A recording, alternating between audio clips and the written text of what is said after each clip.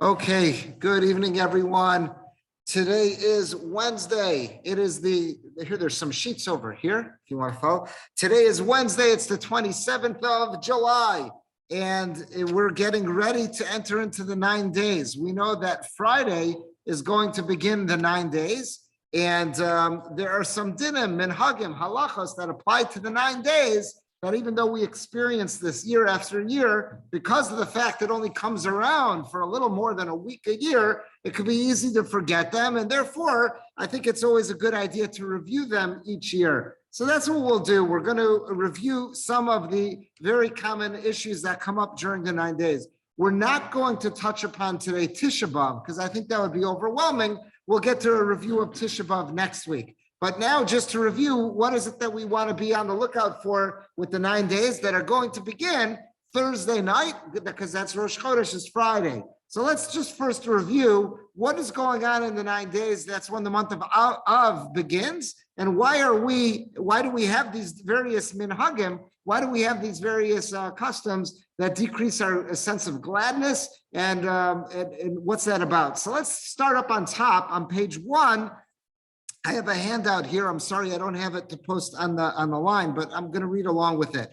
So the handout, we've got a Mishnah from Maseches Tanis in Perek Daled. The Mishnah tells us, and this is the part that's underlined at the end, B'Tisha B'Av, on the 9th of Av, Nigzar al Avoseinu shelo yichnesu la'aretz. The first calamity, national calamity that occurs on Tisha B'Av is that's when our ancestors, the decree comes out after the Cheder Meraglim, the sin of the spies, and everyone is crying how they want to go back to Egypt. They're all demoralized. They lost their faith in God. So that's when the decree comes out that all the adult men of that generation will die in the wilderness and they'll wander for the next 40 years. And only then will that next generation go into the land of Israel. That gezerah, that decree comes out according to our tradition, it was on Tisha B'Av. So that's the first national calamity. Both the first and second Batei Mikdash were destroyed on Tisha B'Av. The Nilkata Beitar, and the Romans, after having destroyed the second Beis HaMikdash, they wanted to crush any hopes that Klal Yisrael may have had of reasserting control in Eretz Yisrael, and they massacred an entire city of Beitar. We're told by Chazal there was tens of thousands where people were killed in massacre. The Nechra Ha'ir, and then also the Romans, as a way to ruin the morale or any hope that anyone may have had that Jerusalem would be rebuilt and the Beis HaMikdash would be rebuilt, they went ahead and plowed it over to show that they were destroying any remnants that could have been left in the Beis HaMikdash. And based on all this, at that time, Mishenichnas Av Mematin B'Simcha. That's why Chazal decreed that when the month of Av rolls around, we minimize our joy. That's in a contrast to Adar. When Adar comes around, it says Marbim B'Simcha. We increase our gladness, increase our joy. The other side of that coin is Av. When Av rolls around, we decrease our joy. Now, we decrease our joy. I think that it's an important idea to keep in mind. I've seen some of the Sfarim mention this, and for me, this has always resonated very strongly. On Tisha B'Av, we want to mourn the loss of the Beis HaMikdash. It's very hard for us to do that because we never lived in a world with a Beis HaMikdash. It's hard for us to mourn something that we never experienced. So if we were just to rush into Tisha B'Av, it would be very hard to do so. But by starting this process with the 3 weeks that began with Shivasar B'Tammuz, the 17th of Tammuz, and it's going to intensify now once the month of Av rolls around, that helps gear us up for Tisha B'Av, and we'll be adequately able to mourn the loss of the Beis HaMikdash, that Churban, that destruction that happened thousands of years ago, which otherwise may be very hard for us to get a feel for and experience. So let's talk about some of the minhagim, the dinim that we have, Masorah, we have a tradition. What does it mean, Mishenichnas Av Mematin B'Simcha, we decrease our joy? How does that manifest itself? It's not our job to come up with new ways to experience a lack of joy. We're going to follow the pattern that our ancestors set up for us. I always point out to people that we don't come up with new ideas. What can I do to make myself miserable? We don't do that. Think about it. Summer camps run at this time. if there's some restrictions that aren't going to go on during these months, because during this time, this little more than a week, and we're going to adhere to that. But this doesn't mean we're going to start inventing our own ideas how to be mematim b'simcha, decrease our joy. Let's follow the guidelines that our ancestors have laid out for us. So I've got here a list, and we'll go through them and we'll speak them out briefly. The first one I have there is lawsuits. There's an idea that since this period of Av brought such calamities to Bnei Yisrael, it's a month of bad mazel for us. So therefore, if at all possible, if we're able to postpone a court case that we're in until after the month of Av, where the next month is Elul, then that would be the best case scenario. If I can't push it off till Elul, then at least till after Tisha B'Av, because that first period in Av, very bad tidings have happened to Bnei Yisrael. So if possible, we have this tradition that to avoid something, a lawsuit or something of that nature during this time. Again, it's not always in our, the ball's not always in our court, no pun intended, to push off that lawsuit, but if possible, that's there. The next item we have there is purchasing new items which cause simcha. So again, we have this idea that we want to minimize our sense of simcha during the month of Av. So if I'm going to purchase something which is going to cause me simcha, I want to wait on that. Now, earlier than this, once Shavas Tammuz said, we're kicked in, we said we're not going to purchase things that would require the bracha of Shechianu. This is beyond that. Even if it wouldn't require Shechianu, but it's something that just brings me such a sense of gladness, I'm going to delay that till after Tisha B'Av. The exceptions to that is unless it won't be available after Tisha B'Av. There's a limited quantity or there's a sale. So then I'll buy it. I might put it on hold. I won't use it and enjoy it till after Tisha B'Av, but that's that. Other idea that comes up is that, and I hope someone clarify this for them this year, is that when we say I shouldn't purchase a new item that'll cause simcha, bring a sense of joy, that's talking about an item that I don't necessarily need. It might be a luxury item or it might be a recreational item, something that'll make me happy. But if it's something I need, let's say someone's dishwasher broke, they need a new dishwasher. Will it make me happy having a new dishwasher? You betcha, because I won't have to wash it all by hand. That'll bring me joy, but that's not what they're talking about. What we're talking about here is talking about an item that's not something, not an object of necessity. If it's an object of necessity, I needed a new chair, I needed a new table, whatever, desk, whatever it is, that's necessity. So that's it. Again, if it's just about furnishing a room that I don't really have a need for, but now, then the exception is just if it won't be available. So then I'll buy it now and I'll wait to put it out till after Tisha B'Av. Number 3 I have there is building or decorating for pleasure. That's also something that we don't want to do during this period of time. That again, but this is talking about for pleasure. This is talking about something that is not out of necessity. If someone, let's say, has basic living needs, I'm in the middle of renovating.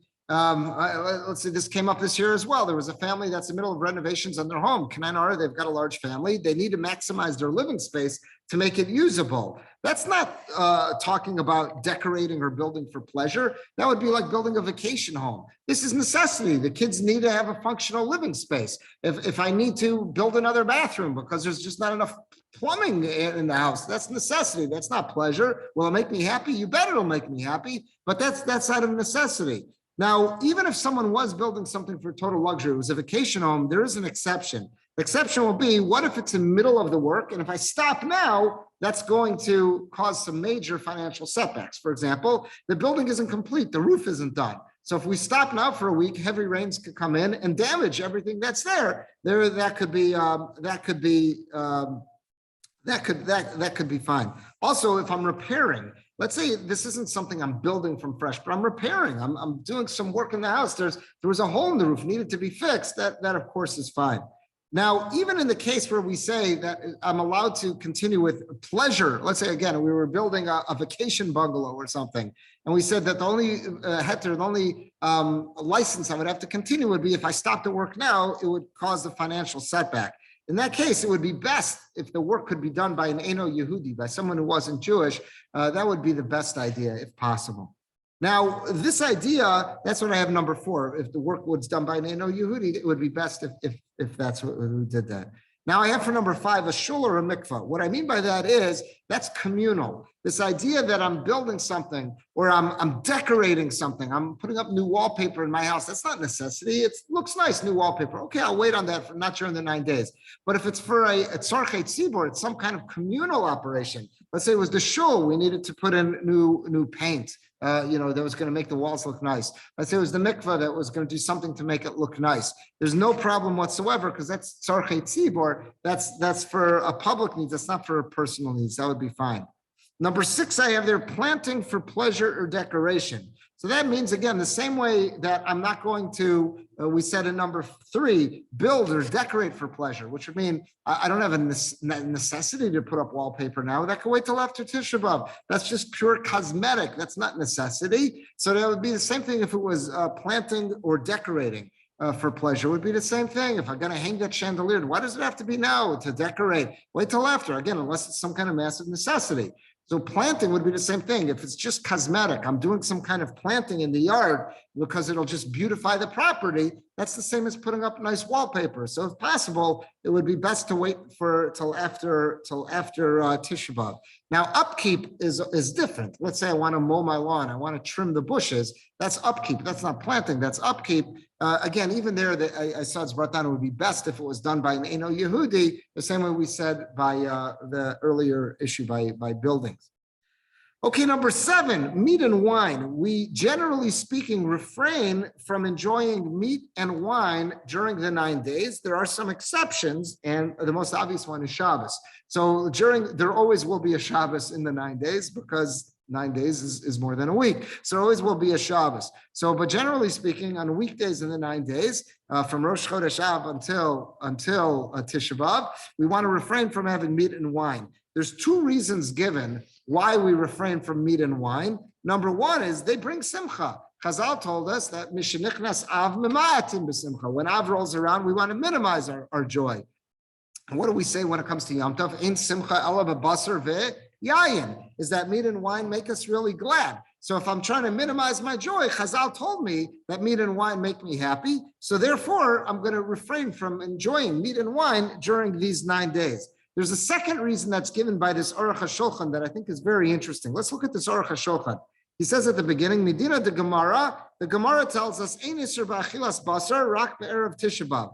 From the original decree from Chazal, they only said meat and wine was off limits on Erev Tisha B'Av. V'sura mafsekas. Aval kvar kiblu avosenu zeharbe me'oshanim. But for hundreds of years, our ancestors have already accepted on themselves Sholalecho basar lolush tosiyayim min rosh chodesh av ad achar Tisha B'Av levad miyam Shabbos. Our ancestors for hundreds of years have been accustomed to refraining from meat and wine starting from Rosh Chodesh Av, that's Thursday night, Friday, until Tisha B'Av. Why? L'zecher hakorbanos l'hanesachem shenispatlu b'avonosenu. To remember the fact that the Beis Hamikdash isn't here. We don't have a mizbeach. We don't have an altar that we could bring libations, nesachim on. That's wine. We don't have a mizbeach. We could be bringing korbanos. That's meat on. So it's almost like if I can't share these objects with HaKadosh Baruch Hu in the Beis Hamikdash, how can I enjoy them on my own? So it's for this 9 days. That's another reason to refrain from meat and wine. Now, there's one idea is because it's a way to minimize our simcha. The other way is it's to make it real that we're missing something. The world's not what it's supposed to be for us Jews. There's supposed to be a Beis Hamikdash, a place where we could share our meat and wine with the Kohanim, with the Mizbeach, with the Beis Hamikdash, with HaKadosh Baruch Hu. We don't have that now. So how can I enjoy this if I can't share it with HaKadosh Baruch Hu? There's no Kachim, there's no Nesachim. So therefore, I'm going to refrain from that as well. He goes on to say here that, generally speaking, you'll always find there are people who complain about this. Oh my gosh, I got to go a whole week with no meat and wine. They complain. The Aruch HaShulchan says, come on, it's nonsense. For a week, we can do this. It's not the biggest ask to ask people to give up meat and wine for this 1 week. He says religions all over the world ask their adherents to give up for much longer periods of times. I'm assuming he's talking about Catholicism and giving up meat during Lent. I'm assuming that's what he's referring to there. But he's saying if they can honor such a system, then what does it say about us that we can't, for 1 week during the 9 days, we can't refrain from meat and wine? It's not that big of an ask. It's a way to remember the fact that we're lacking a Beis Hamikdash.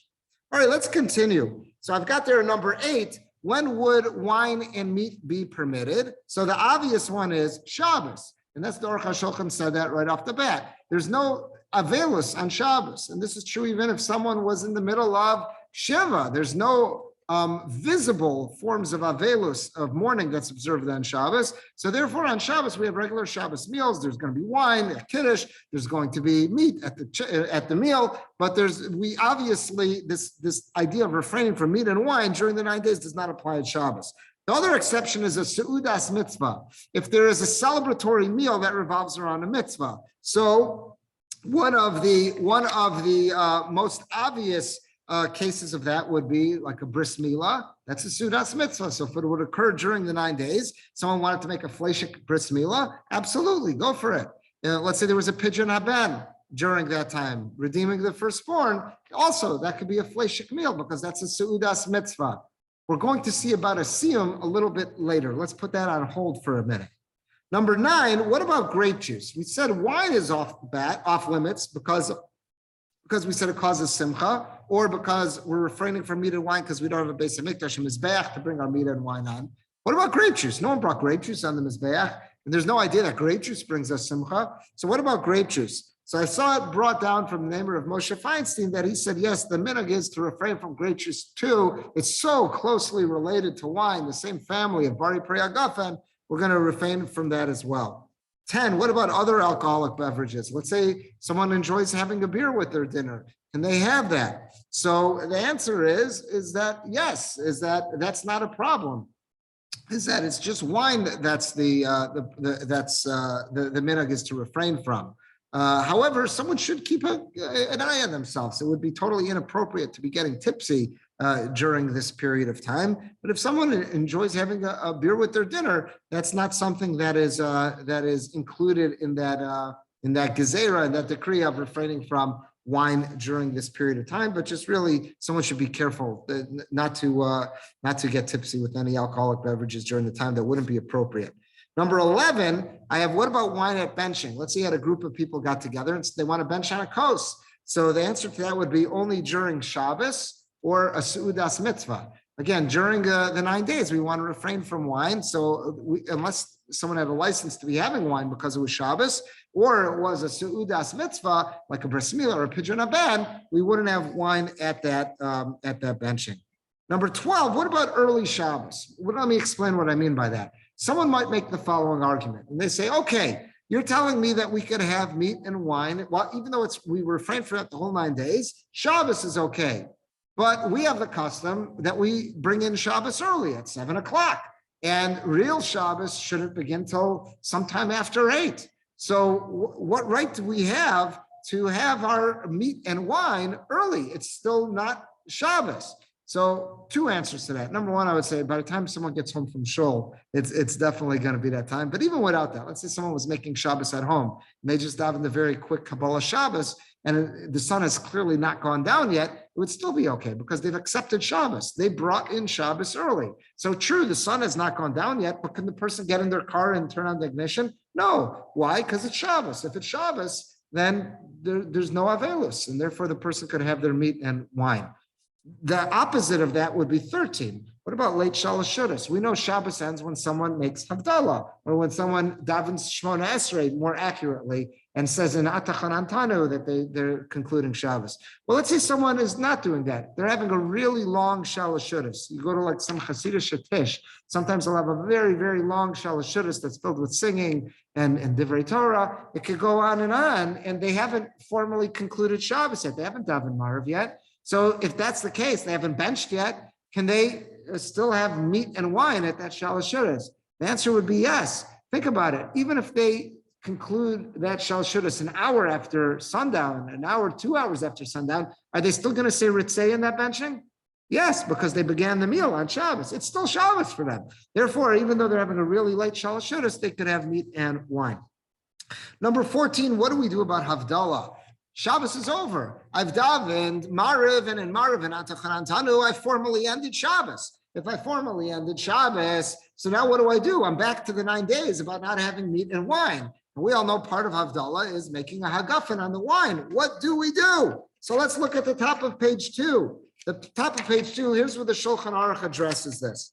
The Shulchan Aruch says as follows, Umutar lishtos yayin Havdalah. He says you're allowed to drink. That's the Mechaber. So Rav Yosef Karo clearly says that on Motzei Shabbos in the 9 days, that's Shabbos Chazon. So again, we're not Shabbos Chazon. It's the Shabbos before. In other words, this year there's not Shabbos Chazon. We're not going to have Havdalah because that's already going into Tisha B'Av. This year there's only one Shabbos in the 9 days, which is this Shabbos Matos Maseh. So Motzei Shabbos is already in the 9 days. So can you have Havdalah with wine? So the Mechaber, the Shulchan Aruch says, yes, you could have Havdalah with wine. Now look at the Ramah. The Ramah, Haga, the Nogin Lahachmir, us Ashkenazim, we have the custom to be stringent. Shalol lishtos yayin beVirchas Hamazon, v'lo Havdalah, that we don't drink our wine at Birchas Hamazon, meaning at Shalosh Shudas, we don't bench on the coast. We also don't have Havdalah with wine. What we do is if there's a kid around, we'll ask a kid to drink the wine or drink the grape juice. So we'll still make the Havdalah and we'll say the Hagafen and everything, but we'll ask a child to drink it. But what if there's no kid in the house? We don't have a kid in the house. Many people here don't have a child in the house. So what do? So the Ramah clearly says, if there's no kid in the house, mutar batzmo lishtos Havdalah. So the Ramah is very clear. He says, yeah, if possible. First, let's start with the Shulchan Aruch. The Shulchan Aruch, who the Sfardim clearly paskin like, say it's not a problem whatsoever. Motzei Shabbos in the 9 days to make Havdalah on wine. No problem whatsoever. Ramah says, if possible, and there's a minor there, a child who's not yet bar mitzvah, give it to that boy or girl to drink. If there's no kid there, then absolutely fine for the adult to drink himself. No problem. That's the Ramah.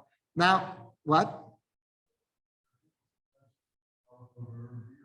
So let's see the next source. Excellent. So the next one, this is what I always do here. This next one, the Aruch HaShulchan. Here is the Aruch HaShulchan writing this at the turn of the 20th century. He says, how did we solve the problem? Vanachnu, he says, here we are in Navardik, that's in like Eastern Europe, right by Russia. Vanachnu, Ein Shosin, we don't drink wine during that Havdalah. Mosam Havdalah, Sheikhar. We solve the problem. We make Havdalah on a beer. Instead of Hagafen, they make a Shahakal and have Havdalah on a beer. That's what I always did just time. Now that might be because I grew up in a house. My father enjoyed having a beer with the Shabbos meal, and I enjoy beer, so I'll do that. But there's a lot of people who just don't like beer. If someone doesn't like beer, the Ramah says, even if there's no kid in the house, they could make it on wine or grape juice. But if you like a beer, absolutely. There's times, even as you said, Dr. Kalb, during the year, there's people who enjoy a beer. If they got a nice cold beer in the fridge, they'll make Havdalah on a beer as well, 100%. It's Chamar Medina. It's something we would serve to a dignified guest, so that definitely qualifies.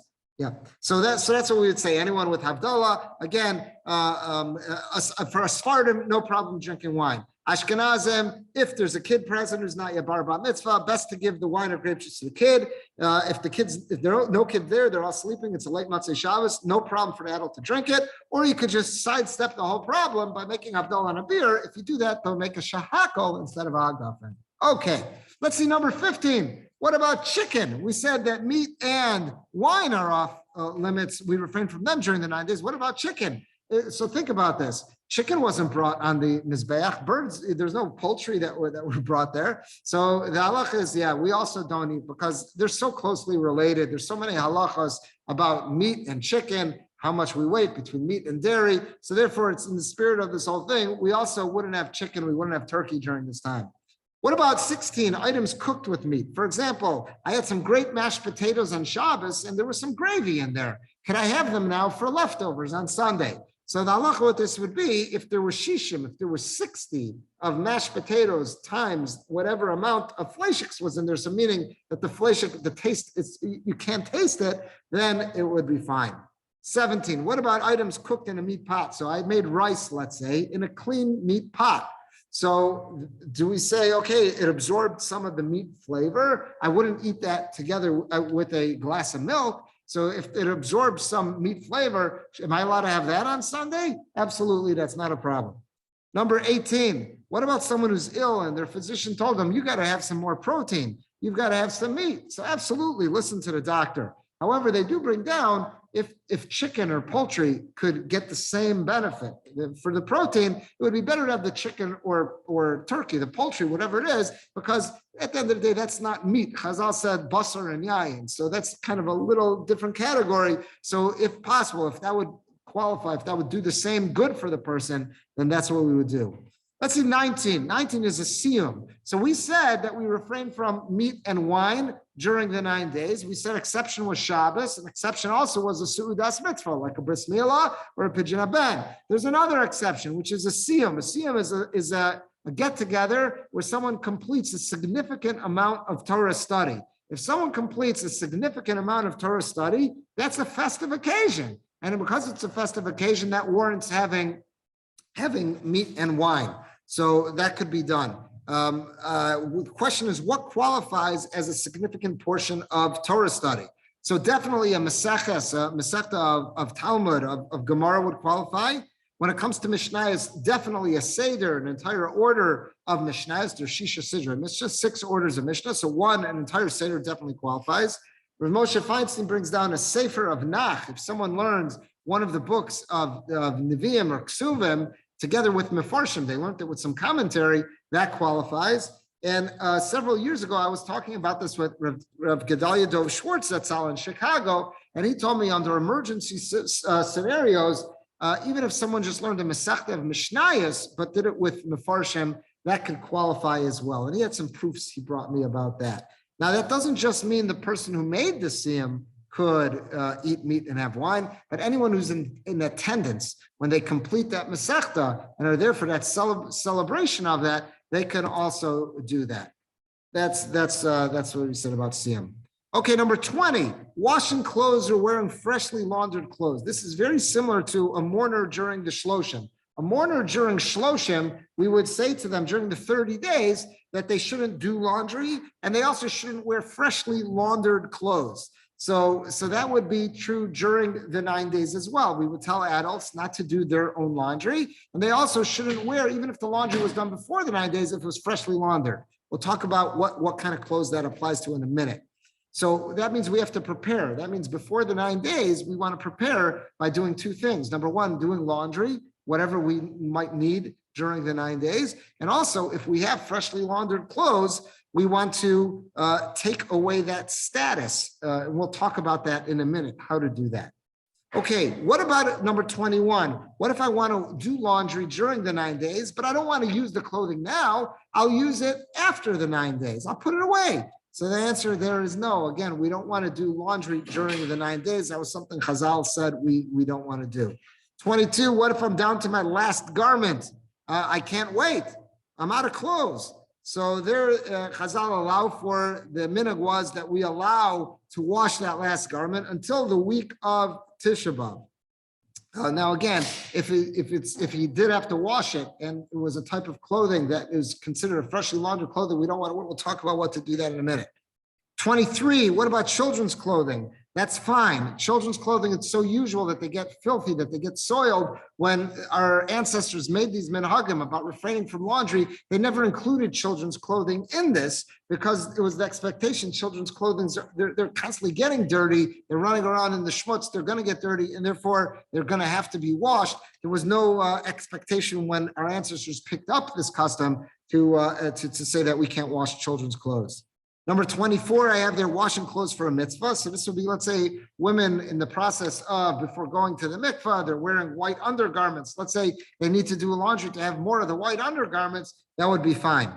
Number 25, what articles of freshly laundered clothing is a problem? So we set up above that a person should not wear freshly laundered clothing during the 9 days. So that does not mean things that are worn directly on the flesh, like let's say underwear, undershirts, socks, pajamas, sweatpants, t-shirts, anything of that nature, something that's worn directly on the skin, that the primary job of that is to, absorb perspiration or to be a barrier in between our skin and our outer clothing. That is not a problem if it was washed before the 9 days to wear it. What is a problem would be things like this. Let's say a shirt, a suit, pants. If that was washed before the 9 days and it's still considered freshly laundered, it has not yet been put on, it has not been tried on, it wouldn't be appropriate to wear that for the first time during the 9 days. We'll talk about that in a second here. 26, what does that mean, freshly laundered? We said wearing freshly laundered items could be problematic during the 9 days. Well, what does freshly laundered mean? So we first of all said it does not apply to undergarments, does not apply to pajamas, to undershirts, t-shirts, underwear, socks. It applies to shirts, jackets, pants, things of that nature. What does it mean freshly laundered? That means it was either straight from the cleaner or straight from the laundry. It has not yet been worn. If it's been worn, it's not considered freshly laundered. So this is a second area to prepare for the 9 days. If I have items that are fresh from the cleaner, let's say I have a bunch of shirts I need to pick up tomorrow morning from the cleaner. So they have not yet been worn. Those are freshly laundered. What I'm going to do tomorrow is just put on each of those shirts for a moment. I'm just going to quickly put them on, take it off, put it back on the hanger, put it back in the closet. Once I've done that, it's not considered freshly laundered anymore. I don't have any suits. I did an inventory today. I don't have any suits that are fresh back from the cleaner, so I don't have to do that with any of my suits. However, some shirts I'm going to have to do that with, but that's it. But again, if I have polo shirts, if I have t-shirts, if I have sweatpants, I don't have to worry about that. Again, I don't want to do a laundry during the 9 days, but if the laundry was done before the 9 days and those are freshly laundered, that does not present a challenge. It's only items like shirts, pants, jackets, stuff of that nature.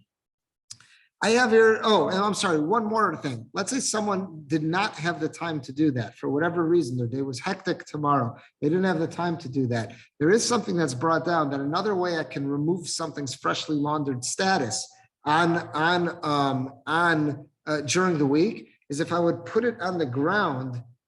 Some people will even step on it for a second or two. If it don't have to get dirty, but if I put it on a clean area in the ground and step on it for a second or two, you can't tell me that's considered freshly laundered anymore. So that's something that if, let's say, emergency situation comes up during the 9 days, I realize, oh my gosh, I'm out of shirts and those are freshly laundered. What am I going to do? So someone might put that on the ground for a moment and that'll take away its freshly laundered status. 27, what about fresh linens? The same thing would apply. And that would also be with towels, is that, again, if they were freshly laundered, it's something that I want to avoid. So again, if they were laundered before Tisha B'Av, so again, what I want to do is just, I don't know, take them out, ruffle it, just use it quickly, wash my hands. Now it's not freshly laundered. It's not, hot off the press kind of a thing. If I do that, then there's not a problem whatsoever about replacing them on during the 9 days. Now here I got 28 Shabbos. What about Shabbos? So here, what do we say again? It's unique about Shabbos. There's no simane avelos. There's no outward signs of mourning on Shabbos. So the same way I'm allowed to eat meat and wine on Shabbos, I'm also allowed to put on freshly laundered clothes on Shabbos. So let's say I had my suit from the cleaners and I did not try it on before the 9 days, but I say, you know what I'll do? I'll just wait to wear that for Shabbos. So I put it on right before Shabbos. That's fine. I'm allowed to wear freshly laundered clothing on Shabbos. So let's say someone was really in a bind. They realized, oh my gosh, I didn't have shirts. So they could do the following.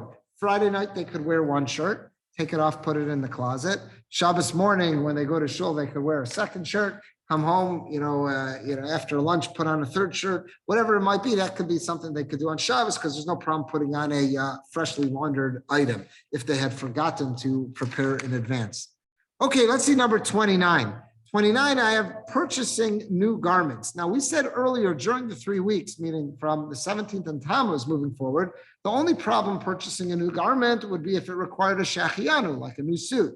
But if it was just a new shirt or a tie, that doesn't get a shachianu. So I could do that now. It's not yet Av. Once Av rolls around, though, we want to refrain from buying anything new, even if it does not require a shachianu, unless it won't be available after Tisha B'Av, in which case I could buy it and put it away to enjoy it after Tisha B'Av. All right, I remember a question came up when I was in yeshiva that a bunch of the guys asked one of our rabbis. We asked Rabbi Naiman Zatzal. We asked Rabbi Naiman the following question. Let's say someone did not do their laundry before Rosh Chodesh Av. So now they've got a question. I've got the choice. I don't have enough socks and underwear. I need to either do a laundry to wash some of my dirty socks and underwear during the 9 days, when we know that our ancestors took on the custom of not doing laundry. Or I could go out and buy new socks and underwear. Which is better, to do a laundry during the 9 days or just go out and buy new socks and underwear? And he told us that it was better to go out and buy new socks and underwear during that day, because you'll find already going way back, it was very early a custom that our minhag, that our ancestors took on about not doing laundry during that time. Remember him telling us that. All right, let's see number 30. I have got there creating versus repairing garments. Creating is a problem, but not repairing an existing item. So for example, let's say, I don't know, someone split the seam of their garment during the 9 days. Not a problem to take out the needle and thread and to fix that. Creating a new garment from scratch, yeah, that would be a problem, but to just correct something, repair something, that's not a problem. 31, people have asked this before, what about polishing shoes for Shabbos? No problem at all. 32 is an important one. Bathing for pleasure versus function. So during the 9 days, again, part of Mishenichnas Av Numatim B'Simcha, we want to reduce our feelings of joy and luxury. One of the ways that we do that is avoiding bathing, but that means bathing for pleasure. That means if someone was just going to sit in the jacuzzi, or someone was going to take a steam bath, or a hot, luxurious shower. Most of the time, none of us have time for anything like that. If we're bathing, if we're showering, it's for necessity. It's because we've got perspiration on us. It's because we live in a hot climate. It's hot, we're sweating, we've got body odor. In which case, that's not luxury bathing, that's bathing for necessity. And that would be fine. We can jump in the shower. However, many have the custom during this time to try to minimize it, make it a quick shower, and make it a little, perhaps not as hot as I normally would have. That would be a way to feel that this is the 9 days. There's something, some joy that's diminished there. 33. What about swimming? Well, that's the same problem. If I'm not allowed to bathe during the 9 days, so swimming, if it's totally for pleasure, that would be fine. However, let's say it's for exercise. That's how they get their exercise. They swim laps. Now that's not bathing for pleasure. That's bathing for necessity. That's swimming for exercise. That would be okay. That's for health reasons. 34, bathing for mitzvah. That would mean, let's say a woman, before going to the mikvah, she takes a bath to cleanse herself, and she's sitting in that bath, and it's a hot bath, not a problem. It could be hot. That's no problem whatsoever. 35, what about cutting nails? So we say that's fine until, in a regular year, until the week of Tisha B'Av, Shvuah Shechalbo, they say that's when a person should just back off those couple of days. This year, there is no Shvuah Shechalbo because Tisha B'Av falls out on Shabbos. And we don't fast on Shabbos. We're going to fast Matzah Shabbos. That's when we're going to start the fast. So therefore, that doesn't apply this year at all. It's fine to cut the nails. I'll just conclude with this. Chazal tell us, it's the Gemara in Tanis, tells us, Kol mis'abel al Yerushalayim zoche v'roa b'simchasa. Anyone who can find the ability to properly mourn the fact that we no longer have a Beis HaMikdash, that it was destroyed, and that Yerushalayim, that Jerusalem was destroyed as well. If we could find the ability to properly mourn them, then Hashem will give us the opportunity of experiencing and seeing Yerushalayim b'simchasa in a great state of joy and rebuilt. And I think that's something that each and every one of us look forward to. HaKadosh Baruch Hu should answer all of our tefillos that we're offering, that Sheibana Beis Hamikdash b'mihira b'yameinu, and that their Beis Hamikdash should be rebuilt. We shouldn't have to experience any more Tisha B'avs, and it's not too late for this year. This year, we still got some time. HaKadosh Baruch Hu, there's nothing he can't pull off. So it would be wonderful if all of this is just purely academic, and HaKadosh Baruch Hu could see to it that even this year, we won't have to spend the Tisha B'av in mourning.